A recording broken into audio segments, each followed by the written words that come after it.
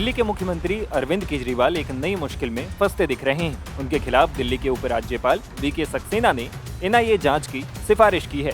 आरोप है कि आतंकी संगठन सिख फॉर जस्टिस की तरफ से उनको फंडिंग मिली है। एलजी वीके सक्सेना को मिली शिकायत के मुताबिक इस आतंकी संगठन से अरविंद केजरीवाल के नेतृत्व वाली आम आदमी पार्टी को 16 मिलियन अमेरिकी डॉलर यानी करीब 133 करोड़ रुपए मिले हैं। दावा है कि ये पैसे आतंकी देवेंद्र पाल भुल्लर की रिहाई में मदद और खालिस्तानी विचारधारा को बढ़ावा देने के लिए मिले। बता दें कि भुल्लर 1993 के दिल्ली बम ब्लास्ट केस का दोषी है। केजरीवाल पर लगे आरोपों के बाद वीके सक्सेना ने केंद्रीय गृह मंत्री से मामले की एनआईए जांच की सिफारिश की है। इसमें कहा गया है कि चूंकि शिकायत एक मुख्यमंत्री के खिलाफ की गई है और एक प्रतिबंधित आतंकवादी संगठन से राजनीतिक फंडिंग लेने से जुड़ा है, तो ऐसे में शिकायतकर्ता की तरफ से दिए गए इलेक्ट्रॉनिक सबूतों की फॉरेंसिक सहित पूरी जांच की जरूरत है। हालांकि आम आदमी पार्टी ने इन आरोपों को षड्यंत्र करार दिया है। दरअसल अरविंद केजरीवाल पर खालिस्तानी आतंकी संगठन से फंडिंग लेने के आरोपों की जांच के लिए एलजी की तरफ से गृह मंत्रालय को चिट्ठी लिखी गई है। बताया गया है कि इस मामले में world Hindu federation of India के राष्ट्रीय महासचिव आशु मोंगिया की तरफ से शिकायत मिली थी।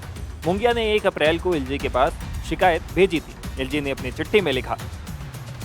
अपने चिट्ठी में शिकायतकर्ता ने एक वीडियो का जिक्र किया है। इसमें कथित तौर पर खालिस्तानी आतंकवादी और प्रतिबंधित संगठन सिख फॉर जस्टिस के संस्थापक गुरपतवंत सिंह पन्नू को दिखाया गया है। पन्नू ने आरोप लगाया है कि अरविंद केजरीवाल के नेतृत्व वाली आम आदमी पार्टी को साल 2014 से साल 2022 के बीच खालिस्तानी ग्रुप्स से 16 मिलियन अमेरिकी डॉलर की चौंका देने वाली राशि मिली है।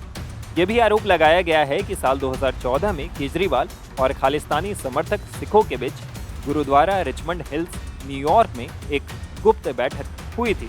उस बैठक के दौरान केजरीवाल ने कथित तौर पर आम आदमी पार्टी को खालिस्तानी गुटों से प्राप्त वित्तीय समर्थन के बदले में देवेंद्र पाल भुल्लर की रिहाई में मदद करने का वादा किया था।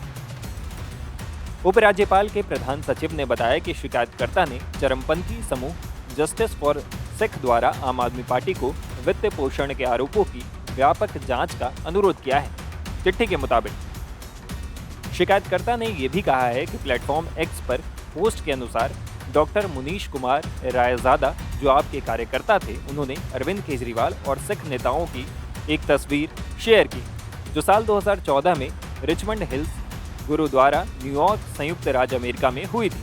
अपनी पोस्ट में उन्होंने ये भी साफ किया कि सार्वजनिक बैठकों में भाग लेने के अलावा केजरीवाल ने रिचमंड हिल्स गुरुद्वारा में खालिस्तान समर्थक सिख नेताओं के साथ एक बंद दरवाजे की बैठक की थी।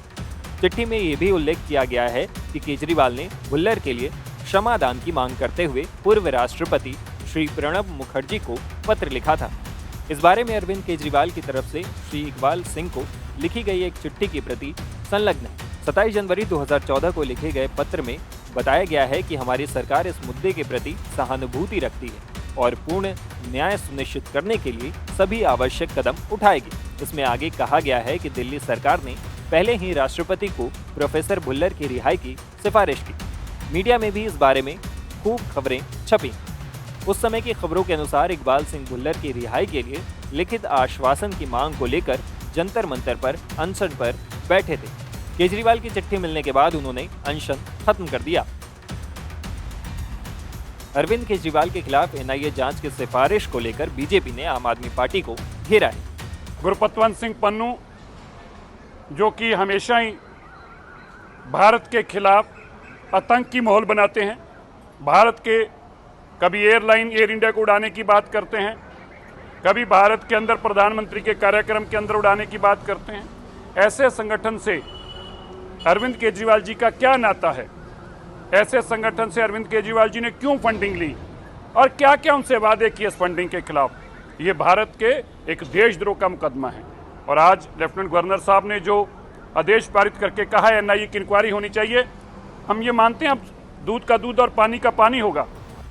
इधर एनआईए जांच की सिफारिश पर आम आदमी पार्टी ने कहा कि ये एक षड्यंत्र है। दिल्ली सरकार में मंत्री सौरभ भारद्वाज ने आरोप लगाते हुए कहा कि एलजी साहब भाजपा के एजेंट हैं।